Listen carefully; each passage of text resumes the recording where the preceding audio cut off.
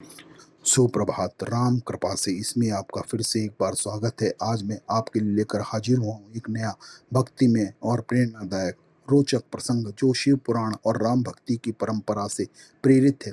कथा का उद्देश्य यह बताना है कि भगवान श्री राम की कृपा से भगवान शिव की प्राप्ति कितनी सहज हो जाती है।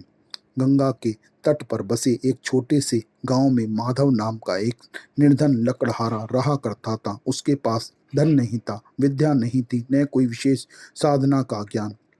उसके जीवन की सबसे बड़ी पूंजी थी श्री राम नाम पर अटूट विश्वास। हर सुबह जंगल जाने से पहले वह अपने छोटे से मिट्टी के घर में रखी भगवान श्री राम की एक पुरानी सी तस्वीर के सामने दीपक जलाता और कहता, हे रघुनंदन, मैं कुछ नहीं जानता, मुझे केवल इतना आशीर्वाद दीजिए कि मेरा मन आपके चरणों से कभी दूर न हो। उसकी पत्नी अक्सर उससे कहा करती कि तुम भगवान शिव की पूजा क्यों नहीं करते?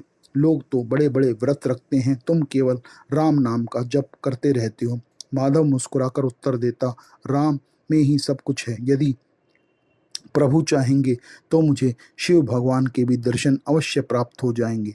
एक दिन जंगल में लकड़ियां काटते जाते समय उसे एक वृद्ध साधु दिखाई दिए जो अत्यंत थके हुए जान पड़ते थे, लेकिन उनके चेहरे पर एक अद्भुत तेज था। उन्होंने माधव से जल मांगा। माधव ने अपना भोजन और जल दोनों उन्हें अर्पित कर दिए।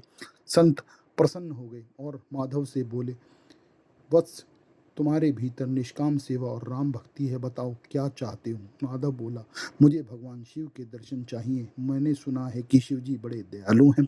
संत कुछ क्षण मौन रहे, फिर बोले, शिव को पाना कठिन नहीं है, लेकिन उनका हृदय श्री राम के नाम से शीघ्र पिघलता है। तुम एक कार्य करो, इस जंगल के मध्य एक प्राचीन शिवलिंग है, वहां प्रतिदिन जाकर राम जय श्री राम का जप किया करो। शिव शिव स्वयं तुम्हें अपने को पाने का मार्ग दिखाएंगे। माधव ने उसी दिन से यह नियम बना लिया कि वह सुबह लकड़ियां काटने जाने से पहले उस शिवलिंग पर गंगा जल चढ़ाएगा और राम नाम का जप करेगा। दिन बीतते गए, महीने बीत गए, गांव के लोग उसका उपहास उड़ाने लगे। अरे माधव, शिवलिंग के सामने राम नाम का जाप करता है, यह कैसी पूजा है? माधव विनम्रता से कहता, मुझे तो संत ने यही बताया था। एक वर्ष बीत गया। एक दिन सावन का महीना था, घनघोर वर्षा हो रही थी, जंगल में बाढ़ जैसी स्थिति थी, लोग घरों से बाहर नहीं निकल रहे थे, लेकिन माधव अपने नियम के अनुसार शिवलिंग के पास पहुंचा। उसने देखा कि पूरा मंदिर जल से घिरा हुआ है। शिवलिंग तक पहुंचना लगभग असंभव था। उसने हाथ जोड़कर कहा, प्रभु, आज मैं आपके पास नहीं आ पा रहा हूँ। तभी उसके मन में विचार आया कि वह पानी में उतरकर किसी प्रकार शिवलिंग तक पहुंचे। वह धीरे धीरे जल में उतरने लगा। पानी कमर तक आ गया। तेज धारा उसे बहाने लगी। फिर भी उसके होठों पर एक ही नाम था, श्री राम श्री राम श्री राम। जैसे ही वह शिवलिंग तक पहुंचा, उसने शिवलिंग के ऊपर गंगा जल चढ़ाया और आंखें बंद करके श्री राम नाम का जाप करने लगा। अचानक एक अद्भुत प्रकाश मंदिर के अंदर फैल गया। मंदिर का वातावरण दिव्य हो गया और जब माधव ने आंखें खोली तो देखा कि सामने भगवान शिव शंकर, भोलेनाथ और माता पार्वती विराजमान हैं।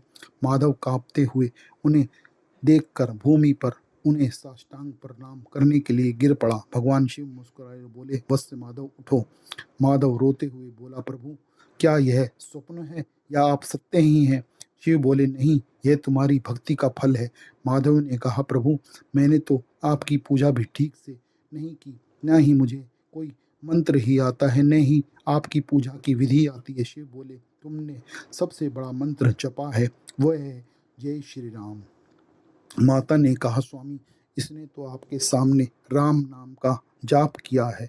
शिवजी ने प्रेम से भगवान पार्वती को उत्तर दिया, देवी, यही तो इसकी सबसे बड़ी पूजा है। जो मेरे सामने राम का नाम लेता है वह मुझे अत्यंत प्रिय है। फिर भगवान शिव ने वह रहस्य बताया जो संतों ने युगों से कहा है। मैं स्वयं श्री राम का अनन्य भक्त हूँ।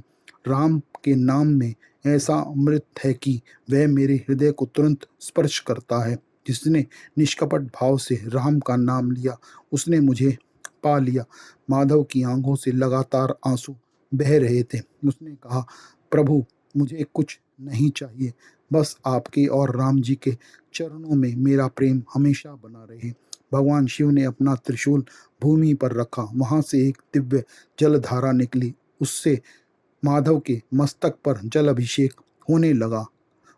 भगवान शिव ने उससे कहा, आज से तुम्हारा जीवन केवल तुम्हारा नहीं रहा। तुम जहाँ भी राम नाम का जाप करोगे, वहाँ मेरी उपस्थिति अवश्य रहेगी। इतना कहकर शिव और पार्वती उसके देखते देखते वहाँ से अंतर ध्यान हो गए। माधव गांव लौट आया, लेकिन उसने किसी को भी कुछ नहीं बताया। उसके भीतर एक अद्भुत परिवर्तन आने लगा। भगवान शिव और माता पार्वती के आशीर्वाद से उसका चेहरा तेजस्वी हो गया। वह पहले की तरह लकड़ियां काटता, लोगों की सेवा करता और राम नाम का जाप करता। धीरे धीरे गांव में उसके नाम की चर्चा होने लगी कि उसके चेहरे पर एक अद्भुत तेज प्रकट होने लगा और वह जहाँ भी जाता वहाँ भगवान श्री राम का नाम जप होने लगता। जहाँ पहले लोग आपस में झगड़ते थे, वहाँ अब राम नाम का कीर्तन होने लगा। जहाँ पहले लोग नशा और कलह करते थे, वहाँ भक्ति और शांति आने लगी। लोग माधव के पास आने लगे और पूछने लगे, तुम्हारे भीतर यह प्रकाश कैसे आया? तुम्हारे मुंह पर इतना तेज कैसे हो गया?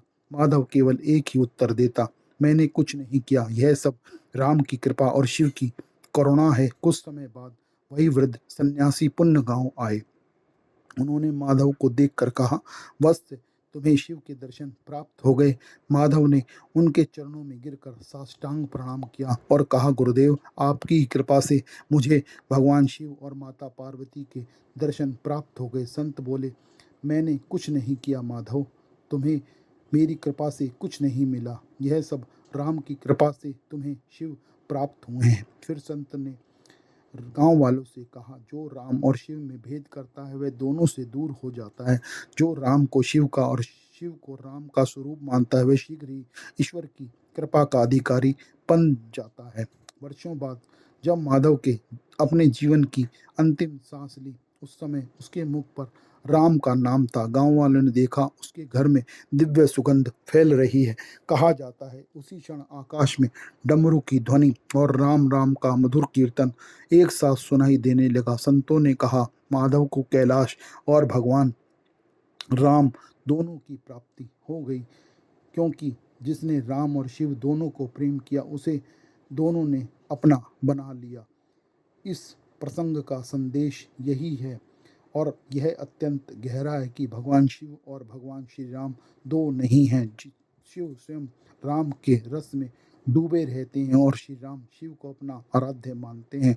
इसीलिए जो भक्त निष्कपट हृदय से राम नाम जपते हुए शिव की पूजा करता है या शिव स्मरण करते हुए राम का नाम लेता है, उसके लिए ईश्वर की कृपा के द्वार स्वयं खुल जाते हैं। याद रखिए, राम की कृपा से शिव सहज मिलते हैं और शिव की कृपा से राम भक्ति स्थिर हो जाती है। जहाँ राम नाम है वहाँ शिव है और जहाँ शिव है वहाँ राम की करुणा अवश्य बरसती है। यही इस प्रसंग का उद्देश्य है जो आपको अपने जीवन में उतारना है और राम और शिव की कृपा प्राप्त करके अपने जीवन को सफल बनाना है। अगर आप ऐसा करते हैं तो भगवान श्री राम और भगवान शिव शंकर भोलेनाथ आप पर अपनी कृपा बरसाने के लिए तैयार हो जाएंगे और वह आपके जीवन को खुशियों से भर देंगे।